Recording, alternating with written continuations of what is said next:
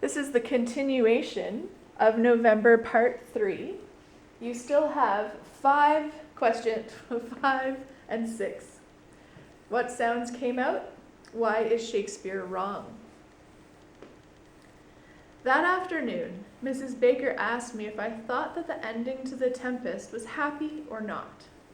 Maybe because I had just had my own happy ending, I told her that I figured it was. But what about Caliban? She asked. Doesn't he deserve a happy ending? No, I said. He's the monster. If there's going to be a happy ending, it means he has to be defeated. You can't end Godzilla without killing Godzilla, and you can't end The Tempest without Caliban getting... Getting what, Mr. Hoodhood? Well, he can't win. No, you're right. He can't win. But sometimes I wonder if perhaps Shakespeare might have let something happen that would at least have allowed a happy ending even for the monster. Some way for him to grow beyond what Prospero thought of him. There's a part of us that can be so awful, and Shakespeare shows it to us in Caliban. There's another part of us too, a part that uses defeat to grow. I wish we could have seen that by the end of the play. She closed her book. Defeat doesn't help you grow, I said. It's just defeat. Mrs. Baker smiled. 2 weeks ago, the Saturn V lunar rocket passed its first flight test. It's been less than 10 months since we lost 3 astronauts, but we're still testing the next rocket so that someday we can go to the moon and make our world a great deal bigger. She held her hands up to her face. Wouldn't Shakespeare have admired that happy ending? She whispered. Then she put the book away in the lower desk drawer. It was quiet and still in the room. You could hear the soft rain on the windows. Thank you for the cream puffs, I said. The quality of mercy is not strained, she said. Mrs. Baker looked up and almost smiled a real smile again. And that was when Mrs. Biggio came into the classroom. Actually, she didn't quite come in. She opened the door and stood leaning against the doorway, one hand up to her mouth and the other trembling on the doorknob. Mrs. Baker stood up. Oh, Edna, did they find him? Mrs. Biggio nodded. And is he...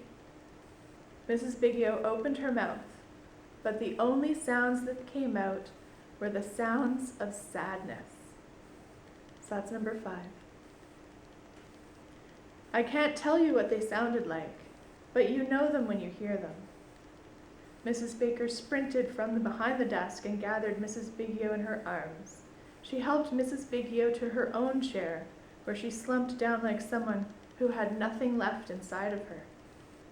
Mr. Hoodhood, you may go home now, said Mrs. Baker. And I did, but I will never, ever forget those sounds. I found out the next day that Mrs. Biggio's husband had died on a small hill with no name in a small part of Vietnam. He had died at night on a reconnaissance mission. Afterward, the army decided the hill was not a significant military target and abandoned it. 3 weeks later, the body of First Sergeant Anthony Biggio of the United States Marine Corps was brought back home and buried in the cemetery beside St. Adalbert's, the church he had been christened and married in. The hometown Chronicle showed a picture of Mrs. Biggio on the front page, holding in one hand the American flag that had been draped over his casket, now folded into a triangle. The other hand was over her face. 2 nights after that, the hometown Chronicle showed a different picture. It was the home of the Catholic Relief Agency where Mai Thi lived, which had been attacked by unknown vandals. Across the front was scrawled these words in broad black letters: Go home, Viet Cong. At the happy ending of The Tempest, Prospero brings the king back together with his son and finds Miranda's true love and punishes the bad duke and frees Ariel and becomes a duke himself again. Everyone, except for Caliban, is happy, and everyone is forgiven, and everyone is fine, and they all sail away on calm seas. Happy endings. That's how it is in Shakespeare. But sometimes Shakespeare is wrong. Sometimes there isn't a Prospero to make everything fine again. And sometimes the quality of mercy is strained. And that is number 6.